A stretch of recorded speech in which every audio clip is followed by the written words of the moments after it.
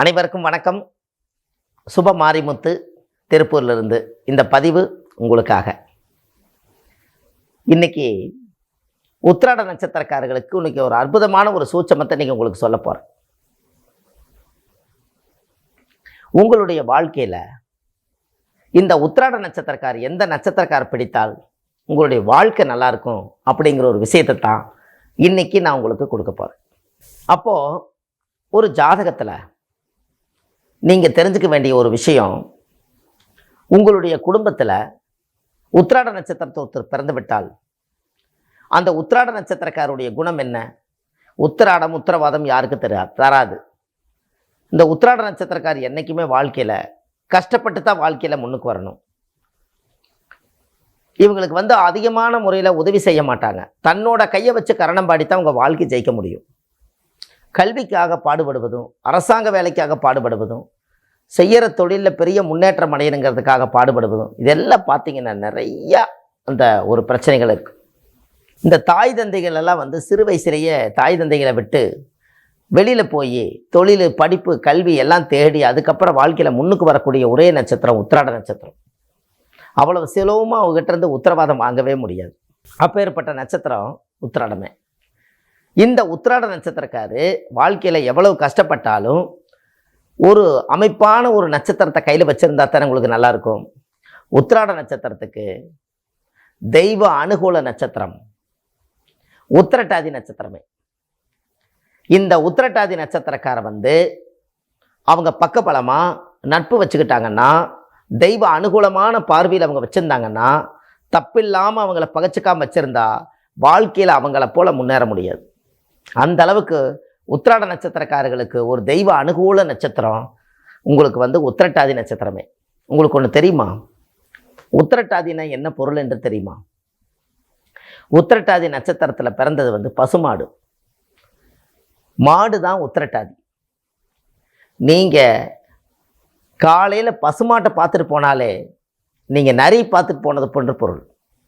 அவ்வளோ பெரிய யோகம் இருக்குது. தெய்வ அனுகூல நட்சத்திரம். பசுமாடு உங்களை பார்க்கணும். அப்போ பசுமாட்டுக்கு அகத்திக்கீரையும் வாழைப்பழமும் தினம் தினம் நீங்கள் பசுமாட்டுக்கு உத்திராட நட்சத்திரக்காரர் கொண்டு போய் கொடுத்துட்டு போனால் தெய்வ அனுகூலம் பார்த்துட்டு போனாலே அன்றைய பொழுது நன்றாக இருக்கும். அப்போ அந்த காலத்தில் உத்திரட்டாதி நட்சத்திரங்கிறத எவ்வளோ ரகசியமாக வச்சுக்கிறாங்க பாருங்க. உத்திரட்டாதி தான் பசுமாடு. அப்போ சிவனுக்கு எதுக்கால என்ன இருக்குது? நந்தி தான் இருக்குது. அப்போ நந்திக்கு பிரதோஷத்தன்னைக்கு ஒரு சந்தன காப்பு போடுறதுக்கு உண்டான ஒரு கிலோ சந்தனம் வாங்கி சாமிக்கு பூசி விட்டு ஒரு தீபாராதனை காமிச்சு சாமி கும்பிட்டு வந்தீங்கன்னா உங்கள் வாழ்க்கை எப்படி இருக்கும்? பிரமாதமான வாழ்க்கையாக இருக்குமா?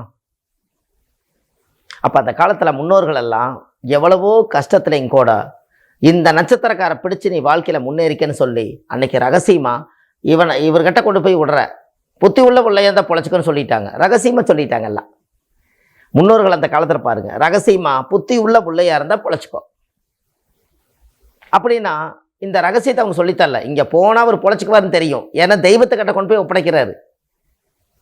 ஆனால் கடைசி வரைக்குமே அவர்கிட்ட சொல்லலை. இது தெய்வ அனுகூல நட்சத்திரம்னு சொல்லலை.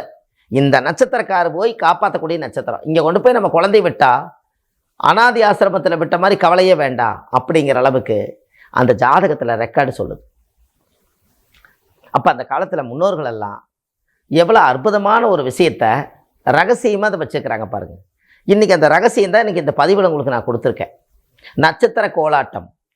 அந்த நட்சத்திரத்தினுடைய சூட்சமத்தை பிடிச்சு பார்த்தா 27 நட்சத்திரம், யார் நட்சத்திரத்தினோட கனெக்டிவிட்டின்னு பார்க்கும்போது ஆயிரக்கணக்கான ஜாதகங்களை பார்க்கும்போது தான் இந்த ரகசியம் நம்மளுக்கு தெரிய வந்தது. அப்போ ஒவ்வொரு நட்சத்திரக்காரர்களும் ஒரு வேலைக்கு நம்ம வச்சுருக்கிறோம். வீட்டு வேலை செய்யறதுக்கு ஒரு பெண்கள் வர்றாங்க, ஒரு பெண்ணுக்கு அலங்காரம் பண்ணுறதுக்கு ஒரு பெண்கள் வர்றாங்க, ஒரு வீட்டில் தச்சு வேலை செய்யறதுக்கு ஒரு ஆண்கள் வர்றாங்க. அப்போ எத்தனையோ வர்றாங்க. நம்மளுக்கு ஒரு பாலக்கால் போட்டு பூமி பூஜை பண்ணி ஒரு இன்ஜினியர் கட்டடம் நம்மளுக்காக வீடு கட்டி கொடுக்குறக்கு ஒரு இன்ஜினியர் வர்றாரு. அப்போ அவங்க நட்சத்திரம் என்ன அப்படின்னு நம்ம கேட்டு, நான் இந்த மாதிரி இந்த நட்சத்திரத்துக்கு உத்திரட்டாதி நட்சத்திரம் தானுங்க நம்ம சொல்லிட்டா உங்களுக்கு இதை விட என்ன வேணும்? அப்போ இவர் தெய்வமே நம்மளுக்கு வீடு கட்டி கொடுக்குது என்ற பொருள் அல்லவா? இதுக்கு மேலே உங்களுக்கு என்ன வேணும்? கணபதி பூஜையே அது அந்த வீடே பூஜை பண்ணிக்கும். அந்தளவுக்கு பவர் வருதா? அப்போ இந்த நட்சத்திரக்காரை பிடிச்சால் வாழ்க்கையில் எவ்வளோ பெரிய வெற்றி வேணாலும் அடையலான்னு உங்களுக்கு தெரியுதா? அப்போ இந்த உத்திரட்டாதி நட்சத்திரத்துக்கு மட்டும் இவ்வளோ பெரிய சக்தி இருக்குது. பசுமாடு மகாலட்சுமி, வீட்டுக்கு வரக்கூடிய மகாலட்சுமி அது பசுமாடு. அந்த மாட்டு பால் எடுத்து சிவனுக்கு அபிஷேகம் பண்ணி அந்த தீர்த்தத்தை நம்ம வாங்கி குடிச்சு புண்ணியத்தை தேர்த்திக்கிறோம்னா பாவத்தை விமோச்சனம் பண்ணக்கூடிய ஒரே ஒரு ஜீவன் பசுமாடு தான். அதனால தான் அந்த காலத்தில் சிவனுக்கு பூஜை பண்ணும்போது கோமாதா பூஜை பண்ணி அதுக்கப்புறம் சிவனுக்கு நெய்வேத்தியம் தீபாரதனை காமிச்சு அந்த சிவனுக்கு பண்ணின பூஜையை பண்ணின முதல் பிரசாதத்தை பசுமாடு சாப்பிட்டதுக்கப்புறம் தான் மற்றவங்களுக்கெல்லாம் வருமா. இன்றைக்கும் பாருங்கள், ராமேஸ்வரத்தில் போய் பாருங்கள், 4 to 5 ஸ்படிகலிங்க பூஜை பண்ணுவாங்க. அப்போது ஸ்படிகத்தை பல்லாக்கில் எடுத்து வச்சுட்டு வருவாங்க. எடுத்துகிட்டு வச்சு முதல்ல சாமி கும்பிடுவாங்க. அப்போ பசுமாடு கண்ணுக்குட்டி 2ஐயும் அவுத்து விட்டால் கரெக்டாக கொண்டு வந்து அங்கே சேர்த்திரும். அங்கே கரெக்டாக நின்று சாமிக்கு கோமாதா பொட்டு சந்தன பூவு எல்லாம் வச்சு பூஜையெல்லாம் பண்ணி சாமிக்கு தீபாரதனை காமிச்சு அங்கிருந்து வரக்கூடிய பழம் பிரசாதம் எல்லாம் எடுத்து கோமாதாவுக்கு ஊட்டி விட்டுட்டு அதுக்கப்புறம் தான் எல்லாத்துக்கும் பிரசாதமே கொடுப்பாங்க. அப்படின்னா பாருங்க, அப்போது உத்திரட்டாதி நட்சத்திரம் உங்களுடைய நட்சத்திரத்துக்கு ஒரு சிறப்பான நட்சத்திரம் அல்லவா. அப்போ நீங்கள் காலையில் பசுமாடை தொட்டு வணங்கிட்டு போனால் உங்களுக்கு எவ்வளோ பெரிய காரியம் நடக்கும். அப்போது ஒரு சில இடத்துல ஒரு ஆச்சரியமான ஒரு விஷயத்த சொல்கிறேன். இந்த உத்திராட நட்சத்திரக்காரர்களுக்கு உத்திரட்டாதி நட்சத்திரம் தெய்வ அனுகூலம்னு சொல்லிட்டோம். சரி, உத்திராட நட்சத்திரக்காரே ஒரு விவசாயம் பண்ணி நிறையா மாடுகள் வச்சு பால் கறக்கிறாருன்னு வச்சுக்கோங்க. அவர் எத்தனை தெய்வத்தை பார்க்குறாரு. அவருக்கு இயற்கையாகவே பசுமாடு உருவாயிருதா, அதனால் அது பண்ணையாகி போயிடும், பெருசாக பண்ணையாயிரும். அந்த ஊரில் அவர் ஒரு பெரிய மனிதராக வாழ்வார். அத்தனை மகாலட்சுமிக்கும் உணவு கொடுத்து தெய்வ அனுகூலத்தை எல்லாம் அவரே பெற்று அதுக்கு உணவெடுத்து அவர் வாழ்க்கையில் ஒரு சிறப்படையன்னா அதுக்கு எவ்வளவு பெரிய கொடுப்பனை இருந்தால் அந்த காரியம் நடக்கும். இப்படியெல்லாம் ஜாதகத்தில் அந்த காலத்தில் முன்னோர்கள் மறைச்சு வச்சுருக்காங்க.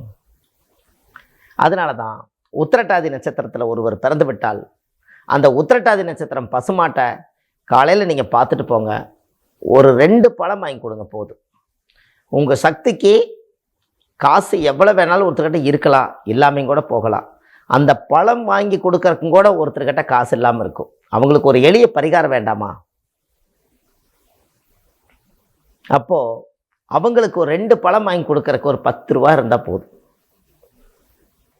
அந்த ஒரு அகத்துக்கீரை ஒரு 5 ரூபாய்க்கும் 2 வாழைப்பழம் வாங்கி இந்த உத்திராட நட்சத்திரக்கார் போய் பசுமாட்டுக்கு உணவு தானம் கொடுத்துட்டு இந்த பசுமாடை பார்த்து கையெடுத்து கும்பிட்டு போனாங்கன்னா அன்றைய பொழுது நன்றாக இருக்கும். இதை மட்டும் செய்யுங்க, உங்கள் வாழ்க்கையில் பிடிச்ச அனைத்து தரித்திரமும் விலகிடும். இதெல்லாம் வாழ்க்கையில் நீங்கள் தெரிஞ்சுக்க வேண்டிய பதிவு தான். கண்டிப்பாக உத்திராட நட்சத்திரக்காரர் நீங்கள் இன்னொரு உத்திராட நட்சத்திரக்காரர்களுக்கு இந்த பதிவை அனுப்புங்க, மற்றவங்களுக்கு இதை ஷேர் பண்ணுங்கள். என்ன காரணம்னா அவங்களுக்கு இந்த பதிவு தெரியாமலே போயிருமல்லவா. அவங்க வாழ்கிறது கொஞ்சம் காலம், அந்த வாழ்க்கையில் ஒரு நல்ல விஷயங்களை 4 பேர்த்துக்கு பகிர்ந்தா எந்த ஒரு தவறும் இல்லை. அப்போ இது மூலியமாவது நம்மளுடைய வாழ்க்கை நல்லா இருக்கணுமல்ல. அதற்காகவே இந்த நட்சத்திரம் ஒரு சிறப்பான நட்சத்திரம். இந்த வாழ்க்கையில் நீங்கள் ஒரு வெற்றி ஆகணும் என்பதற்காக உங்களுக்கு இந்த பதிவை உங்களுக்கு கொடுத்துருக்கேன். நீங்கள் போங்க, ஆன்லைன்லேயே ஜாதகம் பார்க்குறேன். வள்ளுவர் வாக்குன்னு யூடியூப் சேனலில் போனீங்கன்னா பிரமாதமான வீடியோக்கள் எல்லாம் நிறைய கொடுத்துருக்கேன்.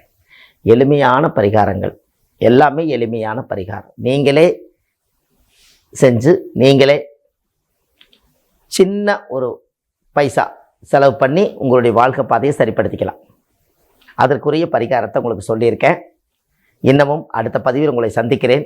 வாழ்க்கையில் வாழ்வது ஒரு முறை, வாழ்த்தட்டும் தலைமுறை. சுப மாரிமுத்து, திருப்பூரிலிருந்து. நன்றி, வணக்கம்.